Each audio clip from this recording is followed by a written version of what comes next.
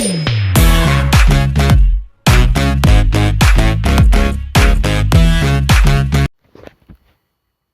let us see the poem called A Poison Tree, which was published by William Blake, one of the finest pre-romantic poet.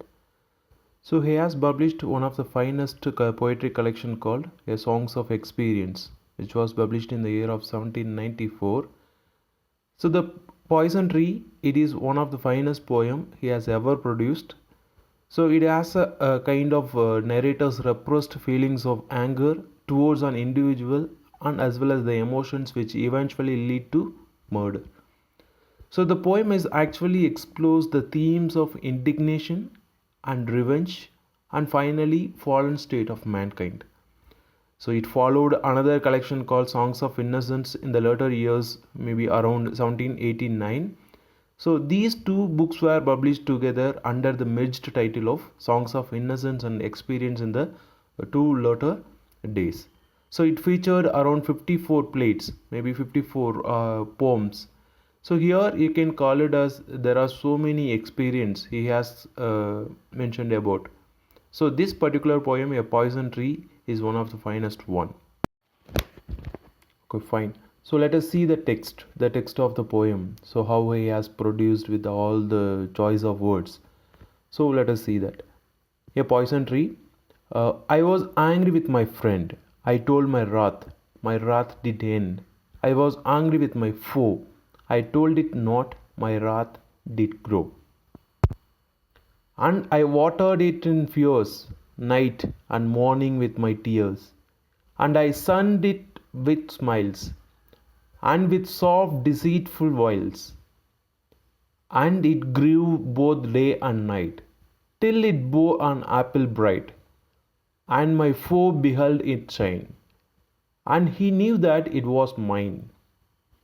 And into my garden stole, when the night had veiled the pole. In the morning glad I see my foe outstretched beneath the tree. So let's move on to the line by line explanation that starting from the first stanza. So I was angry with my friend. I told my wrath and my wrath detained. So here the poet or the speaker recounts being mad at friend. The speaker told their friend about this anger and which subsequently went away. So I was angry with my foe. Foe, it is a kind of anger.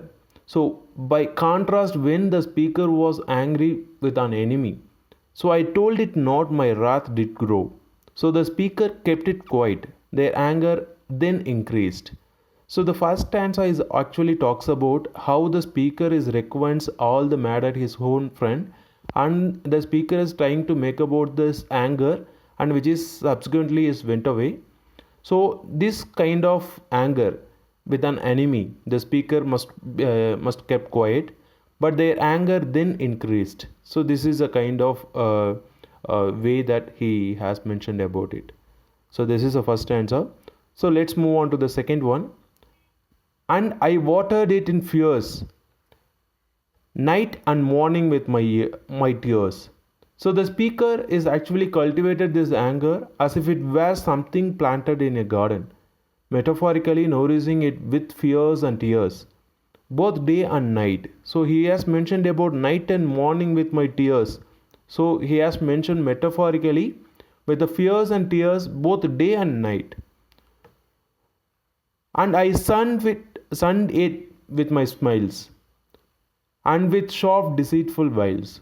So the speaker smiles and other gentle deceptions used to hide the anger.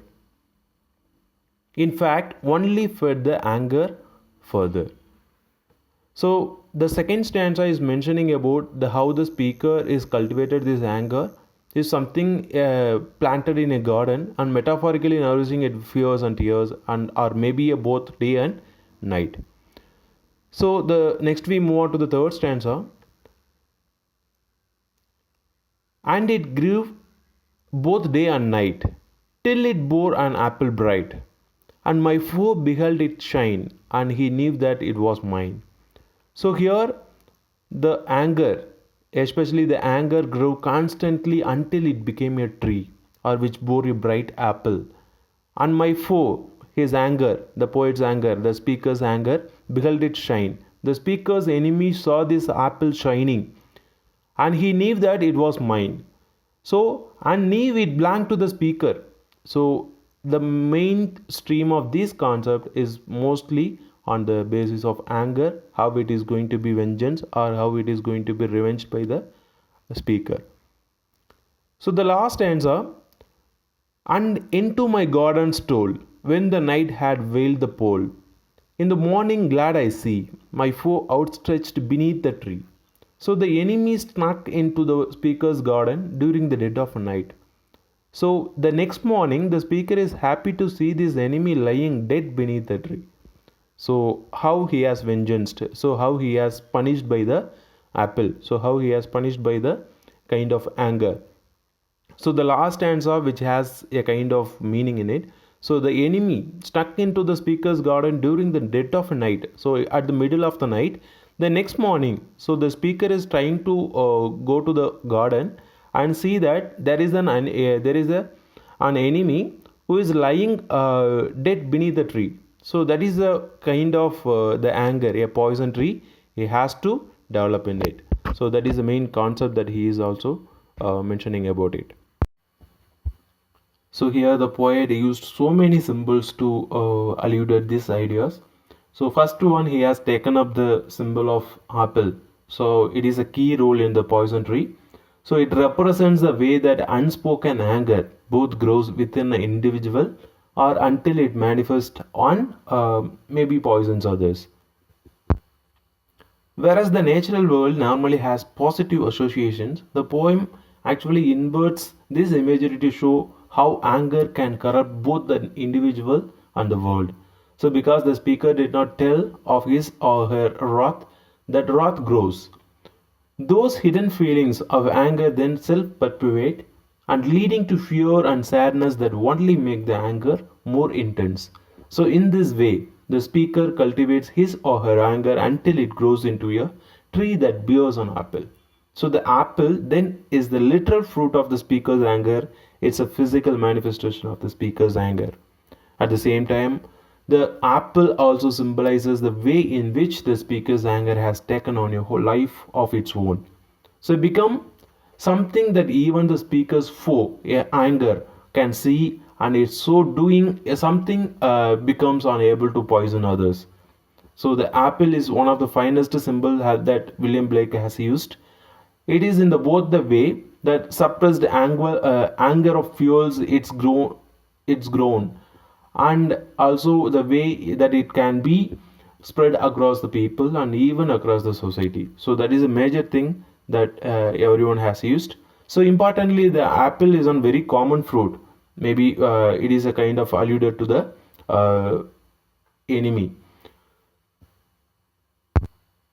because the apple is almost one of the ancient allusion that even it is the fruit from the tree of knowledge in the Bible and eaten by Eve in the book of Genesis.